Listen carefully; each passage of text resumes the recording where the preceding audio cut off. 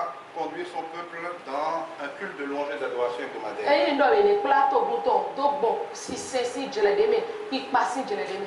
Jusque-là, nous avons surtout enseigné la parole de Dieu. Et comme l'indique le club Jésus pour ici, nous ne sommes pas ici simplement pour parler de Dieu. Nous ne sommes pas là pour faire de la religion. Nous ne sommes pas là pour créer des dogmes ni jouer les grands hommes de Dieu. Nous sommes là pour démontrer que Jésus est vraiment ce qu'il a dit.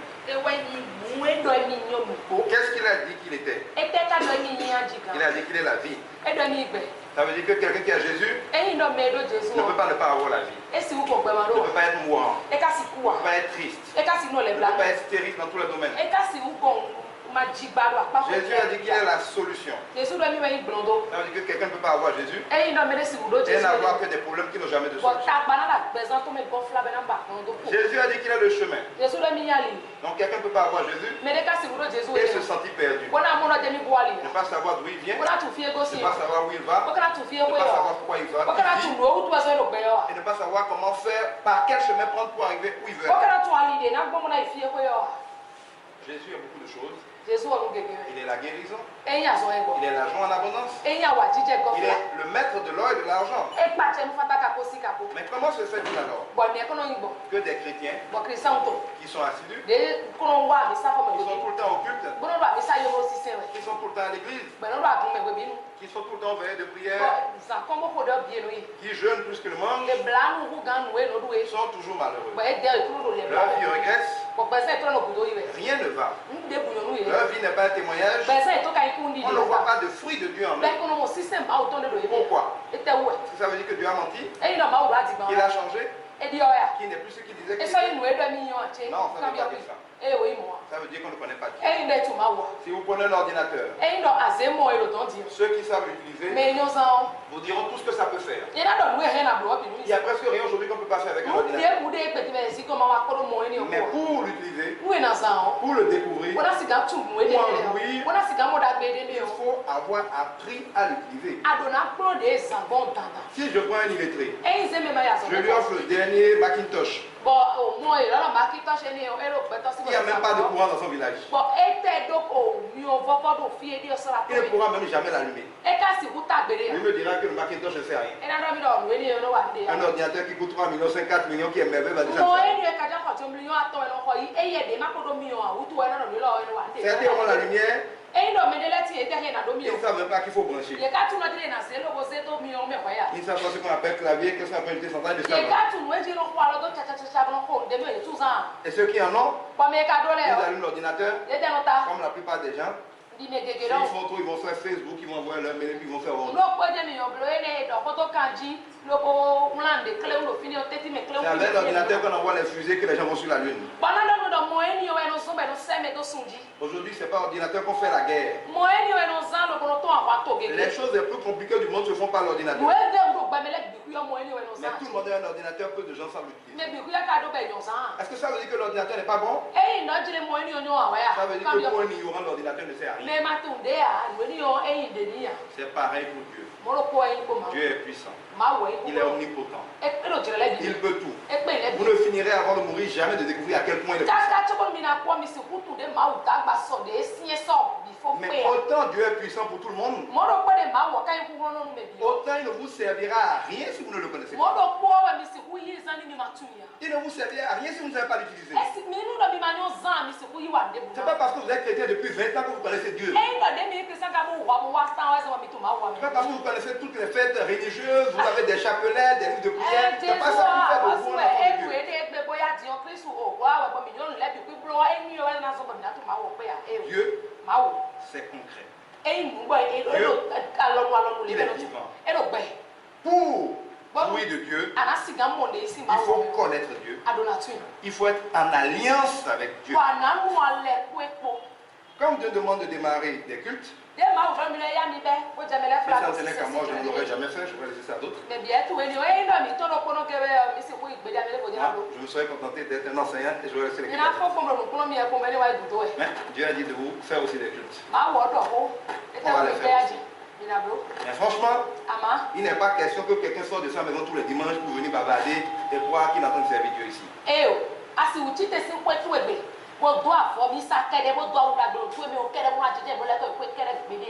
Dieu a dit qu'il mettra la différence entre ceux qui le servent et ceux qui ne le servent pas. Vous ne pouvez pas être un chrétien, un vrai chrétien, qui connaît Dieu, et quand on vous voit, même si vous n'avez pas de Bible en main, même si vous n'avez pas de croix au cou, même si vous n'avez pas écrit Jésus est Seigneur sur votre voiture, on doit voir votre vie qu'il y a une différence entre vous et les autres. Que ce soit votre prière tous les jours. Seigneur, pas seulement pour moi, mais pour toi, mets une différence entre moi et ceux qui te servent et les autres qui ne te servent pas. Il faut que les gens disent, je ne sais pas si son Dieu est vrai, mais il faut admettre que ça semble lui marcher. Mais si vous êtes le plus grand chrétien qu'on connaît, et vous êtes aussi le plus malheureux qu'on connaît, vous ne pouvez pas empêcher les autres de ne pas avoir envie de venir là. Mais quand nous nous retrouvons ici, nous louons Dieu. Parce que Dieu siège dans notre monde. Là où il y a la joie, là où on dit Seigneur, je te fais confiance, là Dieu se manifeste. Nous adorons Dieu. Ça nous permet de le toucher. Parce que Dieu n'est pas matériel, il n'a pas un corps. Dieu est un esprit. Il a demandé de l'adorer en esprit et en vérité. Quand nous adorons Dieu, nous intensifions notre perception humaine de Dieu. Dieu est toujours là, hein. C'est pas quand on l'adore seulement qu'il est là. Quand on l'adore, il n'est pas plus là qu'avant. Mais quand on se concentre, on le sent un peu plus. Or, comme nous sommes des hommes, nous avons besoin de le sentir. Cela nous met en confiance. L'adoration, qui est une manière de revivre qui Dieu est, nous permet de nous rapprocher de lui. Et tout cela nous prépare à pouvoir faire des progrès, des miracles avec Dieu. Mais Dieu, ce n'est pas quelque chose.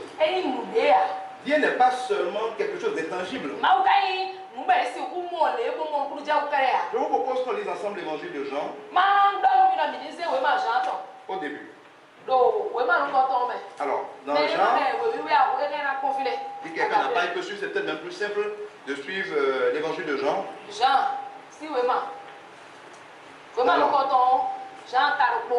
on va peut-être lire du verset 1 au verset 14. Du verset 1 au verset 14. Au commencement était la parole. Et la parole était avec Dieu. Et la parole était Dieu. Je répète. Au commencement, il y avait la parole déjà. Et la parole était avec Dieu. Et la parole était Dieu. Toutes choses ont été faites par elle. En elle était la vie. Et la vie était la lumière des hommes. La lumière, lui, dans les ténèbres. Et les ténèbres ne l'ont point reçu. Il eut un homme envoyé de Dieu.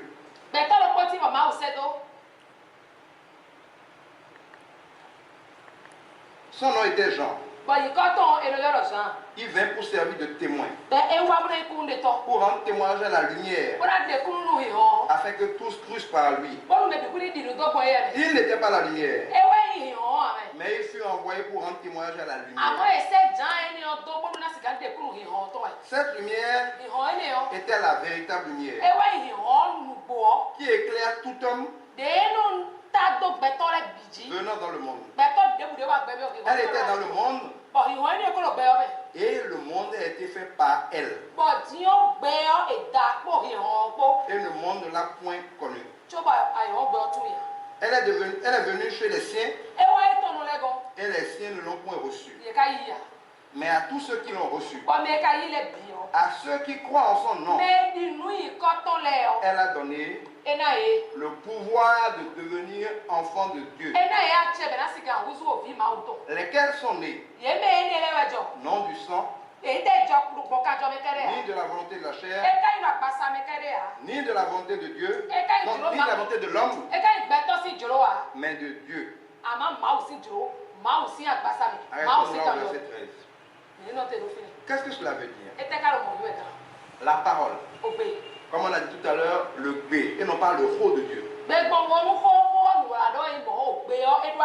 parole, c'est l'autorité de Dieu. Quand on dit Yigbenumi, quand on dit Nongbenumi, quand on dit Segbenumi, quand on dit Lobeteni, le B est confondu avec l'autorité de celui qui envoie.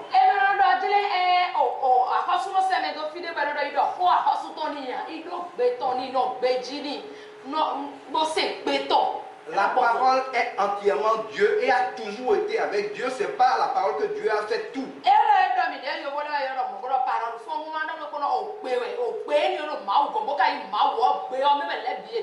On dit par exemple pour dire que Dieu n'échoue jamais, que Dieu quand il envoie sa parole, elle ne revient pas à lui sans avoir accompli soit pour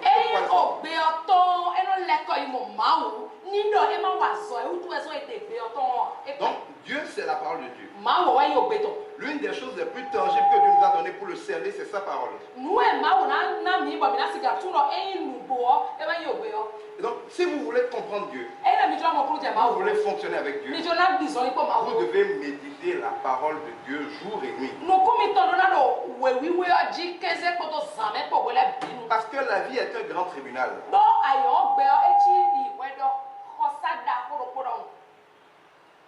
Où Dieu est le magistrat, Jésus est votre avocat.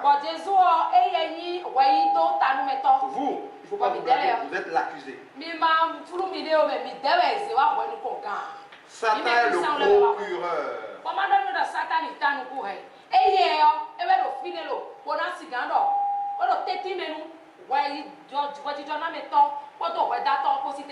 Quel est son objectif? Son objectif c'est de vous accuser, de vous faire condamner. Et il vous condamne tous les jours. Dieu ne veut faire de mal à personne. Quand vous êtes malade, ça ne veut pas dire que Dieu vous a rendu malade. Ça veut dire que Dieu a permis que vous soyez malade. C'est-à-dire qu'il a accepté la demande de condamnation à la maladie de Satan pour vous. Chaque fois que vous êtes dans l'échec et dans la pauvreté, c'est pas parce que Dieu veut que vous souffriez. Regardez le cas de Job. Dieu se vantait même de Job. Dieu avait béni Job. Mais quand Satan a réclamé, quand Satan l'a mis en accusation, et que Job n'avait pas un bon avocat, il ne pouvait pas s'en tirer. Même si à la fin du procès, Dieu l'a restauré, il a subi d'abord les accusations, les conséquences des accusations. Si vous n'avez pas d'avocat, ou si vous n'êtes pas capable de vous défendre vous-même, la vie et Satan vont jouer avec vous. Mais qu'est-ce qui fait la différence entre un avocat et celui qui a accusé lui-même? L'avocat est un spécialiste de la loi qui connaît suffisamment la loi pour défendre vous.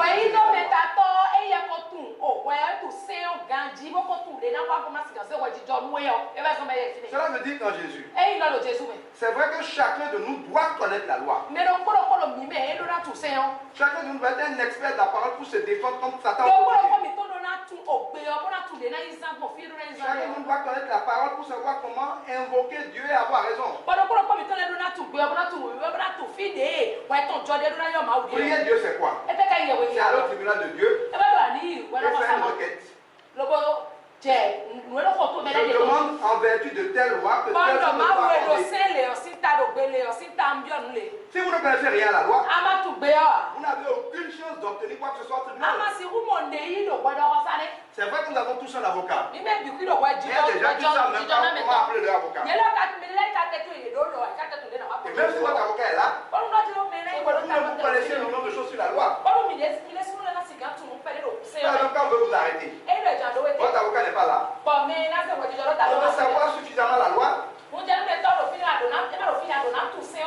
tout ce que vous direz pourra être retenu contre vous. Donc, en attendant que l'avocat vienne, on ne peut pas parler. C'est pour ça que quand il faisait le tour du mur de Jéricho, Dieu dit gardez le silence. Ne risquez pas de dire quelque chose que Satan va utiliser pour m'empêcher de finir mon projet.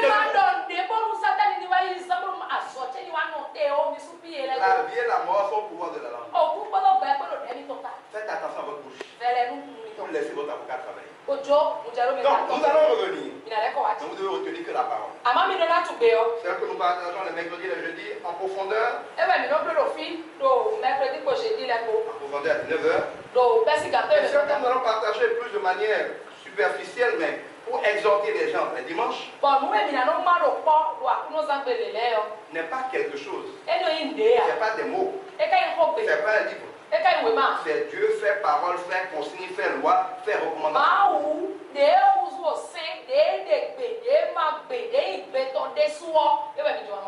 Comment être béni? En obéissant à la loi. Vous savez, nous sommes dans la création. Ce que nous avons perdu avec Adam et Ève par le péché, c'est quoi? C'est l'autorité. La capacité à vouloir et à faire accomplir ce que nous voulons. C'est pas que vous ne voulez pas. Si chacun de vous doit dire tout ce qu'il veut pour sa vie, maintenant on va avoir de longues pages. Vous êtes comme un ministre qui ne peut plus prendre une décision en étant sûr que ça va être appliqué. Vous n'avez plus aucune autorité pour chasser la maladie. La pauvreté à la Vounac, vous avez en théorie l'autorité pour la chasser, mais en pratique vous n'avez pas. Satan joue avec vous. Alors que Jésus nous dit que vous avez reçu toute l'autorité pour marcher sur lui. Votre vrai problème, votre seul problème, est un problème d'autorité. C'est quoi l'autorité? Prenons quelques exemples d'autorité. L'autorité, c'est quelque chose qui vous est conféré,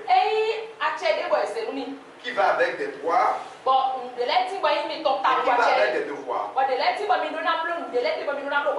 C'est une capacité de faire les choses qui vous ont été données. C'est un droit de faire les choses qui vous ont été données. Et en général, toute autorité est une capacité à faire quelque chose pour les autres, à bénir les autres. Vous avez autorité sur vos enfants parce que c'est vous qui devez les bénir. En tant qu'homme, vous avez autorité sur vos femmes. C'est Dieu qui devait les bénir. En tant que chef de l'État, vous avez autorité sur les citoyens. C'est vous qui devez faire leur bonheur. En tant que maître, vous avez autorité sur vos malades. Si une femme croise n'importe quel homme et qu'elle lui demande de se déshabiller, elle ne va pas se déshabiller.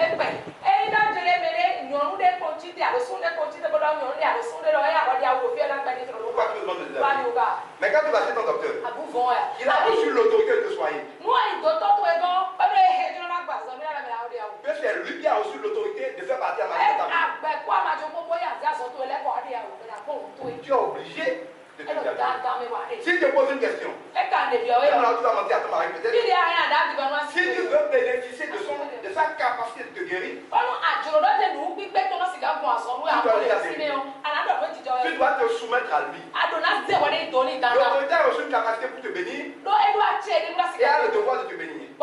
Tu ne peux jamais jouir de l'autorité que quelqu'un a sur toi si tu ne te soumets pas à son autorité. Et si tu n'obéis pas à tout ce qu'il te dit en tant qu'autorité. Si il dit de prendre un comprimé, même si c'est amer, tu dois prendre.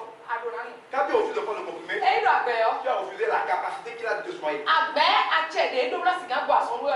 Les chrétiens veulent profiter de l'autorité de Jésus de les guérir. En faisant ce qu'ils veulent, de l'obligation qu'ils ont de l'obéir. Tu vas chez le médecin. Même si lui ne sait pas que tu ne veux pas lui obéir. Il veut travailler n'importe comment. Il te dit quand tu rentres à la maison, fais ça. Tu rentres à la maison, tu fais autre chose. Même si lui veut te bénir. Même si lui voulait te guérir. Il ne veut pas guérir. Pas parce qu'il ne peut pas te guérir. Pas parce qu'il est méchant.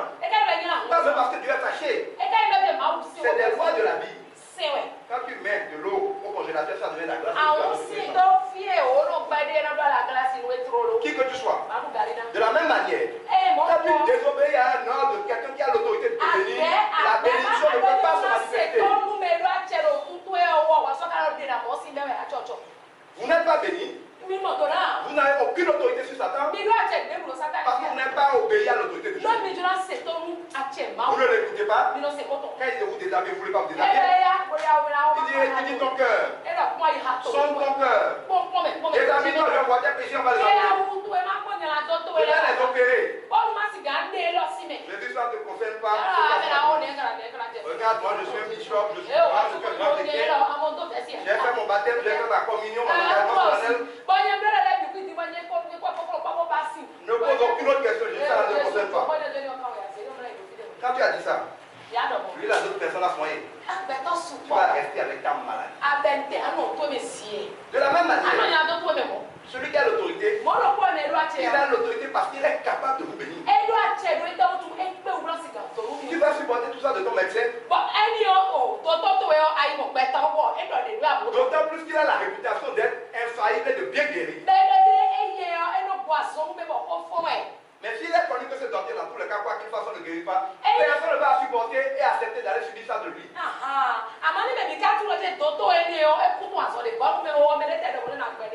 On est d'accord?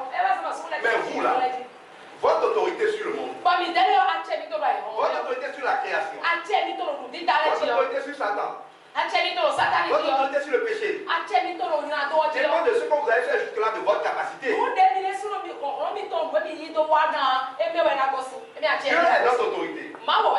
Jésus est notre autorité. Mais il a fait de chacun de nous une autorité pour la création. Nous sommes des béntons. Il y a un pointeur du bént en général de notre bént. En tant qu'autorité, si dans ta maison, tu vas donner l'argent à la propreté. Tu rentres tous les soirs sous les nus. Tes enfants vont se chercher dans les caniveaux. Tu sors avec les filles qui ont l'âge de ta fille de 18 ans. Même si officiellement tu es le père de la maison, aucun des enfants ne va te respecter. Ils vont te traiter comme un moins que rien.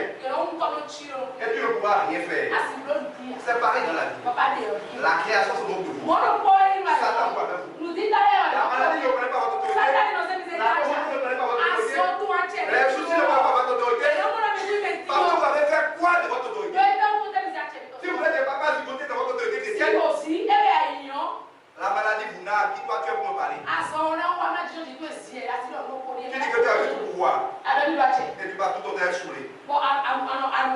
Tout pouvoir. Tu vas tout autant forniquer. Tout pouvoir. Tu vas tout autant mentir. J'ai un pouvoir sur Satan. Tu vas. Quand Jésus arrive dans ses esprits mauvais, il dit Satan arrive. Mais il y a rien de moi en lui. Si Satan est dans votre vie, vous ne pouvez pas l'affronter. Vous devez parler de la parole de Dieu, savoir ce qui est de Dieu, ce qui est de Satan, ce que Dieu a ordonné, ce qu'il a interdit, ce qu'il a recommandé, conseillé, ce qu'il a dit de ne jamais faire. C'est ça qui vous permet de savoir où est Satan, où est Dieu. Quelqu'un peut pas faire la différence entre du wax hollandais et du détergent s'il n'a jamais porté de wax. Il y a des fois Satan ressemble cruellement à Dieu.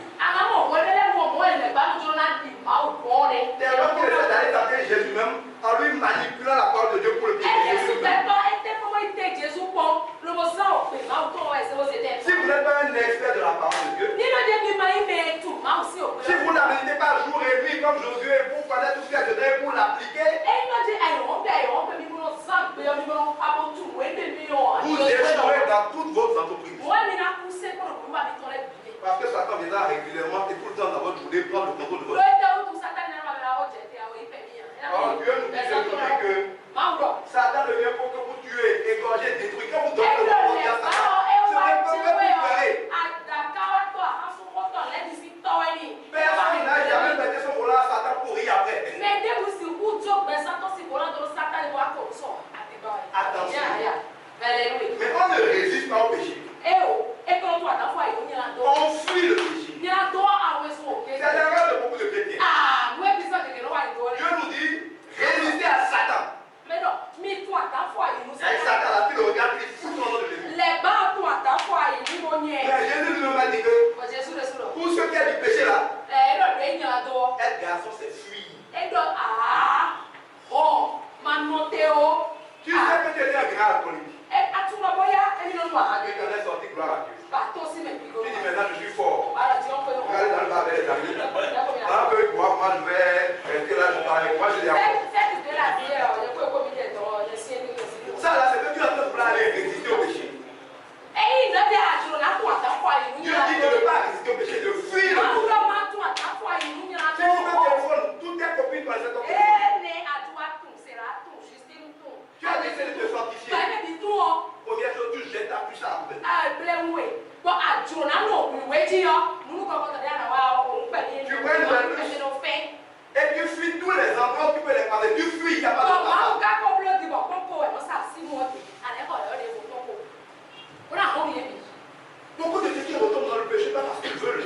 qu'il essaie de résister au péché, au lieu de fuir le péché, il le donne le corps.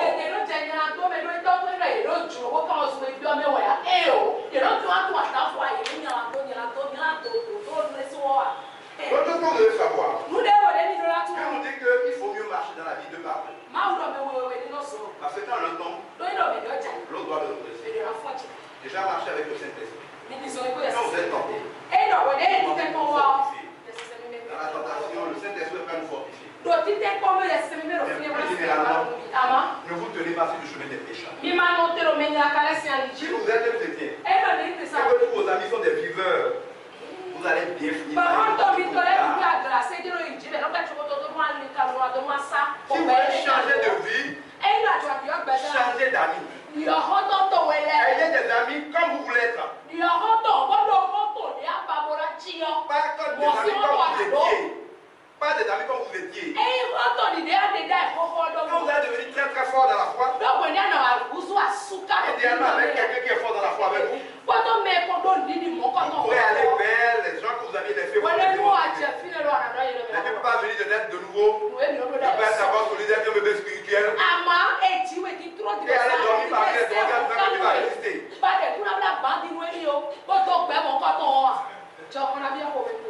Maintenant, on n'a pas beaucoup de temps, mais on va aller un peu. Nous allons aller dans Deutéronome 28. C'est l'un des livres que je préfère dans la Bible. Pourquoi? Parce que toute la vie du chrétien est là. Il y a personne qui vient à Dieu parce qu'il a envie de venir à Dieu. Nous venons à Dieu parce que nous avons des problèmes qui nous dépassent. Et que nous voulons avoir la paix. Il ne faut pas avoir honte, c'est normal. Il dit, je vous conduirai dans le désert pour parler à votre cœur. Dieu vous crée parfois des problèmes. Ou plutôt, il laisse des problèmes vous arriver. Parce que dans le désert des soucis, dans le feu de l'épreuve, vous tendez un peu mieux l'oreille pour l'écouter. Qu'est-ce que nous voulons? Nous voulons être bénis. Mais arrêtez, nous sommes aussi. On ne peut pas aller tout ici, mais nous vous conseillons de passer la semaine. Lire, relis. Deutéronome 28. Deutéronome chapitre 28. Que ce soit pour une personne, pour notre pays, vous allez être surpris de voir à quel point Deutéronome 28 est le résumé de la situation. Tous les problèmes que vous avez, parce que vous vous manquez de Dieu, ils sont écrits. Regardez comment Deutéronome 28 décrit les problèmes d'un pays. Et allez voir les documents du plus de consort, la description du sous-développement, vous allez voir que c'est pareil. Vous allez voir que Deutéronome 28 a prophétisé le sous-développement. Je vais essayer, parce qu'on n'a pas beaucoup de temps, de vous lire juste quelques extraits pour vous montrer, en fait, Deutéronome 28, c'est un passage où Dieu dit à son peuple, si vous m'obéissez, voilà ce que vous aurez. Si vous me désobéissez, voilà ce que vous aurez.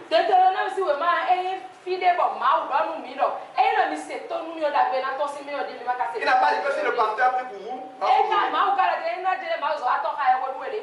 il n'a pas dit que si vous jeûnez, priez beaucoup, voilà ce que vous allez avoir. Tout ça, c'est bien. Dieu a dit que obéir à sa parole, c'est mieux que tout ce que vous pourrez faire d'autre. Obéir là, ça vaut plus que tout. Si quelqu'un n'est pas prêt à obéir à Dieu, il vaut mieux qu'il aille voir Satan, parce que dans tous les cas, il personne avec Dieu. Et Deutéronome 28 caricature bien. J'ai mis devant toi la vie et la mort. Choisis la vie. Pour toi être apporté. En sachant que de même que vous avez des problèmes. Généralement parce que vos parents choisissent la mort. Inconsciemment. Ils ont choisi les problèmes, la désobéissance à Dieu. Vous aurez la vie. Et vos enfants auront la vie si vous choisissez la vie. Alors, il dit, par exemple, si tu n'obéis pas à Dieu, je vais directement au verset 20. L'Éternel enverra contre toi la malédiction, le trouble et la menace. milieu de toutes tes entreprises jusqu'à ce que tu sois détruit. Jusqu'à ce que tu périsses promptement.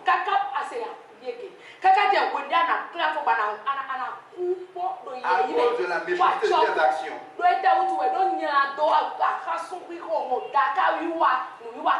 L'Éternel attachera à toi la peste jusqu'à ce qu'elle te consume. Alors, malédiction, c'est le contraire de la bénédiction. Le trouble et la menace, c'est que tu n'es jamais en paix. Tu seras toujours effrayé. Des problèmes te courront après tous les jours. Tu sors d'un problème, il y a un autre qui est déjà en train de te menacer. Tu ne peux jamais dormir tranquille. Il dit que ça, là, les problèmes permanents là, viendront dans toutes tes entreprises, dans tout ce que tu feras là, il y aura des problèmes. Et au cas où tu crois que c'est en attendant quelque chose de mieux, Dieu dit jusqu'à ce que tu sois détruit. Les gens souffrent jusqu'à mourir. Et leurs enfants prennent le relais de la souffrance. Mais, il faut bien écouter. Si vous n'obéissez pas à Dieu, votre vie n'ira jamais mieux. Vous allez être dans le trouble, dans les soucis, jusqu'à ce que vous mouriez, écrit. À cause de la méchanceté de vos affaires, de vos comportements. Il attachera à toi la peste. Dans le passé, la peste était l'équivalent du sida. C'est la maladie qui n'a pas de guérison.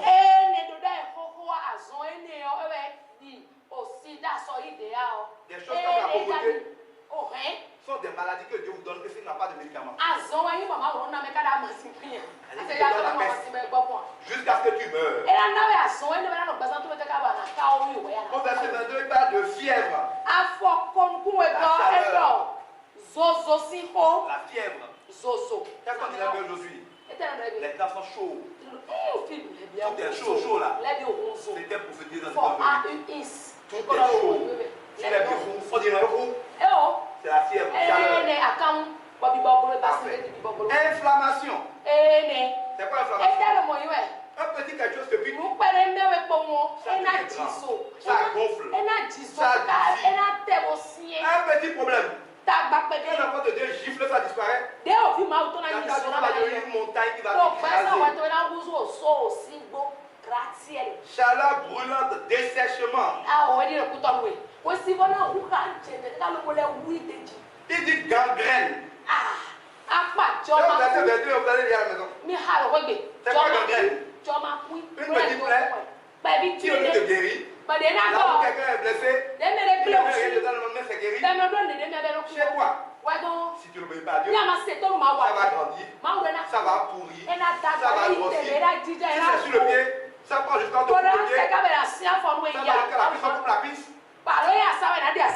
Jusqu'à ce que tu périsses. C'est l'amour de Dieu. Le ciel sur ta tête sera d'airain.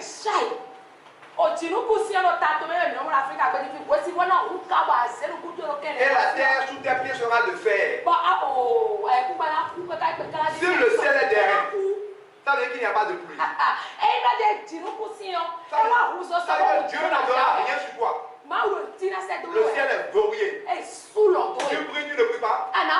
Tu jeûnes, tu ne jeûnes pas. Le ciel est verrouillé sur ta tête. Tu vas voir quelqu'un dans le sol.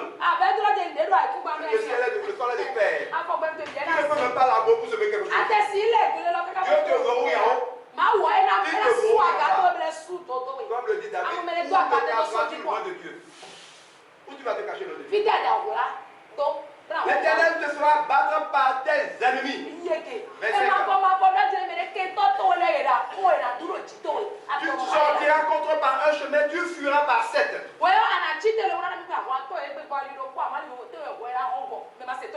Au verset 2 dit, l'Éternel te frappera d'ulcère d'Égypte.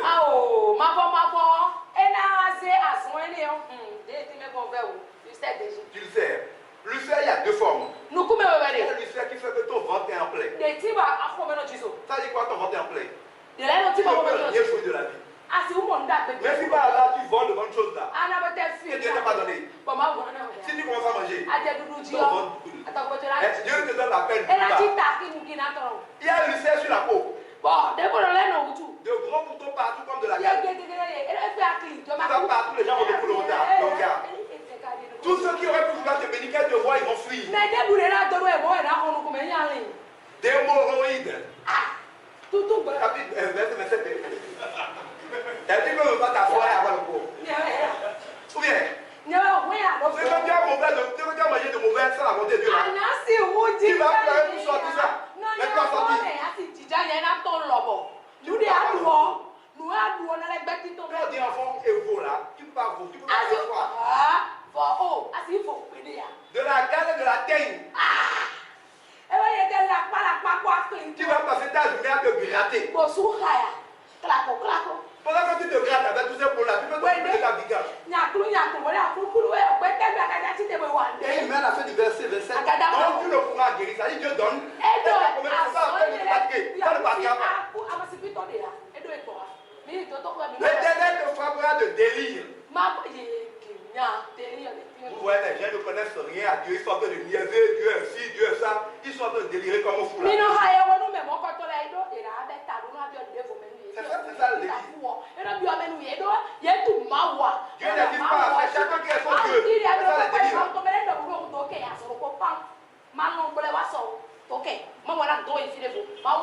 De délire, d'aveuglement. D'égarement de l'esprit, et tu t'attendras en plein midi. Regardez notre pays. Avec la modernité. Même les pays comme le Burkina sont en train d'avancer. En plein midi, avec la démocratie, avec les droits de l'homme et tout là. Nous ne faisons pas devant, nous faisons 10 pas derrière. On tâtonne en plein midi, personne ne comprend pas.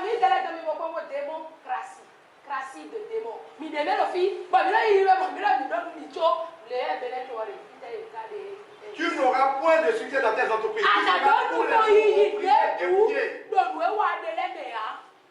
Tu seras opprimé, dépouillé. Et il n'y aura personne pour venir à ton secours. Il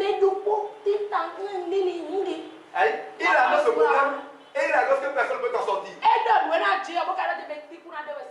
Tu auras une fiancée et un autre homme couchera avec elle.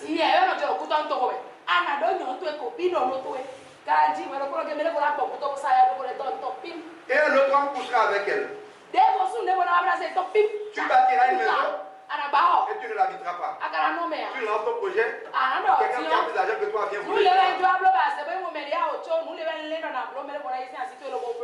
Ta main, ça c'est le verset 33, sera sans force.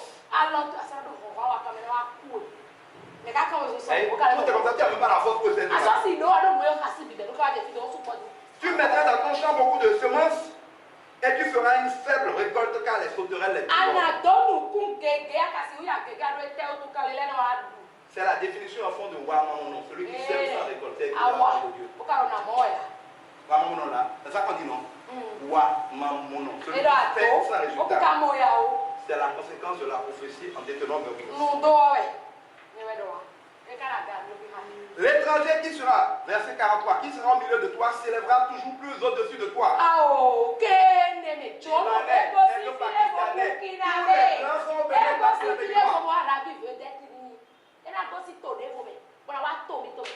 L'étranger qui sera au milieu de toi s'élèvera toujours au-dessus de toi et toi tu descendras toujours plus bas. Il te prêtera, tu ne le prêteras jamais. Tu seras la tête et toi la queue.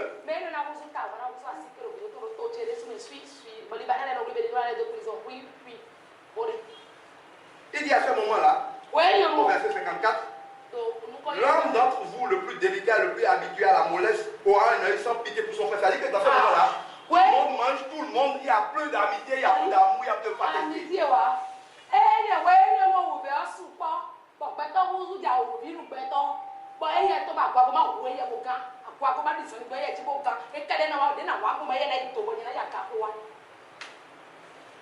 Dieu dit au verset 52, il va citer des gens qui vont t'assiéger dans toutes tes portes jusqu'à ce que tes murailles tombent.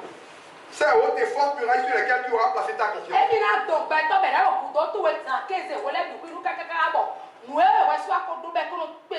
ton argent, ton nom, tes titres, tes relations, tes diplômes, tout ce sur quoi, toutes tes forces sur lesquelles tu as placé ta confiance là. C'est parce que quand Dieu veut détruire quelqu'un, les choses là, tout le monde voit que c'est imbattable dans sa vie là. Ce gars-là, là. Dieu détruit tout un. Il s'assure que toutes les murailles tombent les unes après les autres. Et j'aime bien le verset 47. Pour m'arrêter de parler de malédiction. Il vient pour me la semaine. Il dit ceci. Pour n'avoir pas au milieu de l'abondance de toutes ces choses-là, servir l'Éternel ton Dieu avec joie de bon cœur, tu serviras au milieu de la faim, de la soif, de la nudité, de la disette.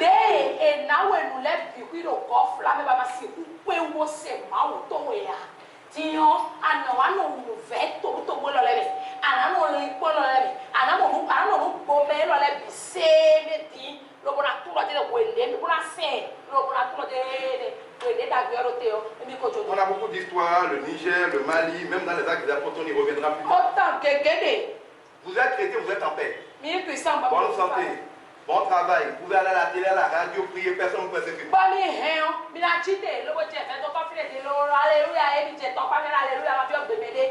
Si vous n'adorez pas Dieu pendant ce moment, si vous n'obéissez pas à Dieu pendant ce moment, Dieu dit qu'il va susciter des gens pour vous persécuter, pour vous écraser. Et ce que vous n'êtes pas capable de faire pour Dieu, vous le ferez pour l'esclave à ces gens. Si tu n'es pas capable de servir Dieu, tu serviras le patron qui va t'écraser. Tu n'es pas capable de servir Dieu. Un jour, c'est un petit joueur que tu vas servir, mais pas tu vas manger.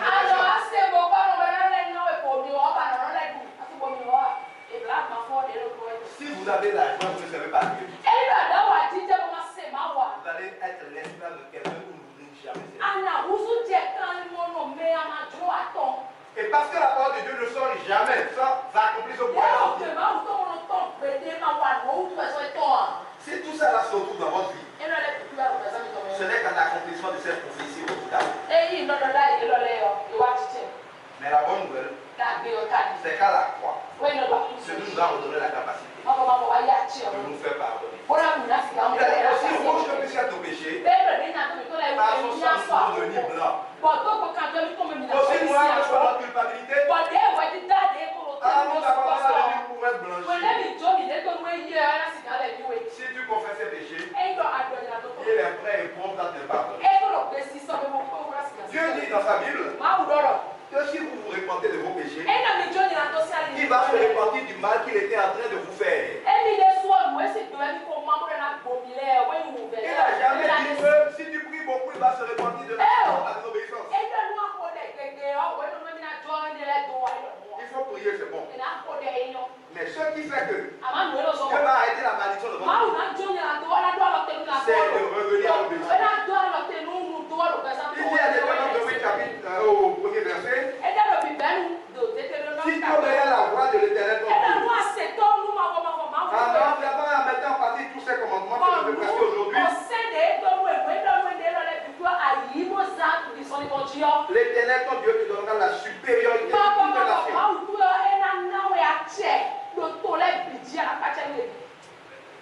Voici. Voici toutes les bénédictions qui se répandront sur toi. Et qui seront ton partage. Lorsque tu obéiras à la voix de l'Éternel,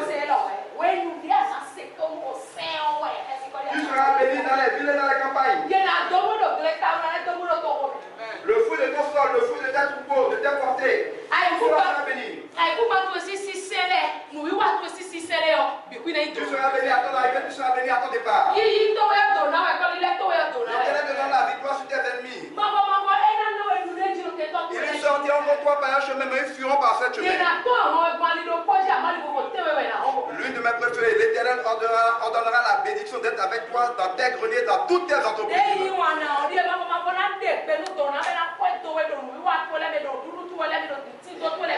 Il te bénira dans le pays que l'Éternel ton Dieu te donne. Il te bénira pas dans le pays de quelqu'un d'autre que tu as parti squatter en essayant d'imiter les gens. Dieu te bénit là où il t'a donné. Dieu te bénit là où il t'a envoyé. Si tu vas faire comme un pasteur parce que tu as envie d'être pasteur, alors qu'il t'a pas appelé, tu ne seras pas béni là-bas.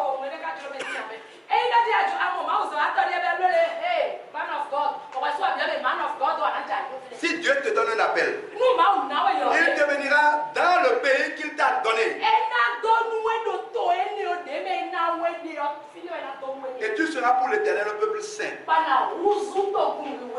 Tous les peuples verront que tu es appelé du nom de l'Éternel et ils te craignent. Les gens te craignent, ils ont peur parce qu'ils voient que tu es avec toi. L'Éternel te comblera de bien en multipliant le fruit de tes entrailles, le fruit de tes troupeaux, le fruit de ton sol. De tous les commandements que je viens de te donner.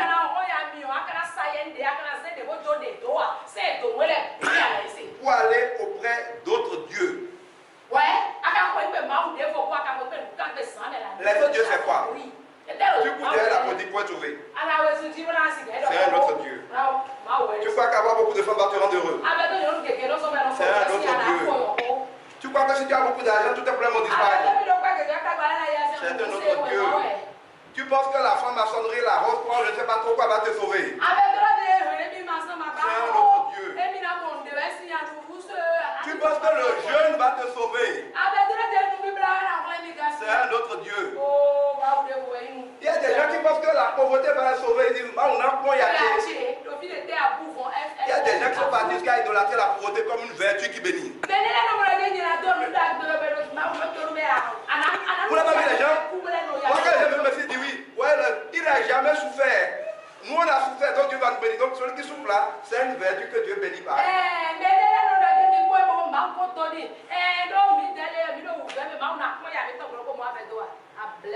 N'importe quoi. Dieu veut vous bénir. Dans tous les domaines de votre vie, Dieu a donné une parole. Dieu a donné des ordres. Dieu a dit comment les choses doivent marcher. Tant et aussi longtemps que vous faites comme Dieu a dit, il vous bénira. Il leur donnera la bénédiction de vous avoir. Et rien ne pourra vous. Même si on vous attaque, on sera indémodable. Tu as besoin, vous devez connaître suffisamment la parole. Quand vous devez la méditer jour et nuit, la garder dans votre bouche. Si vous faites ça, vous serez toujours béni. Tu as un problème de couple. Retourne à la parole. Vois ce que Dieu a dit. Applique ça. Tu es en faillite. Retourne à la parole. Vois ce que Dieu a dit. Et fais-le. Et tout au long de nos cultes, tout au long de nos enseignements, nous passons tout notre temps à vous dire, voilà ce que Dieu a dit. Afin que, si vous l'obéissez, si vous le mettez en pratique, parce qu'il ne faut pas dire j'obéis, je crois. Seigneur, merci, tu as raison. Il dit obéis et mettre en pratique concrètement. Il a dit, je crois, dans Jean, si je ne me trompe pas, heureux êtes-vous si vous connaissez ces choses, pour peu que vous les mettiez en pratique. Il plaise donc au Seigneur. Et est-ce que tout ça sur la table de vos cœurs et de vous donner la grâce, la force de lui, la capacité de le mettre en pratique, afin qu'il soit évident à travers vous. Il y a toujours une différence entre ceux qui le servent et ceux qui ne le servent pas. On rend grâce à Dieu pour ça.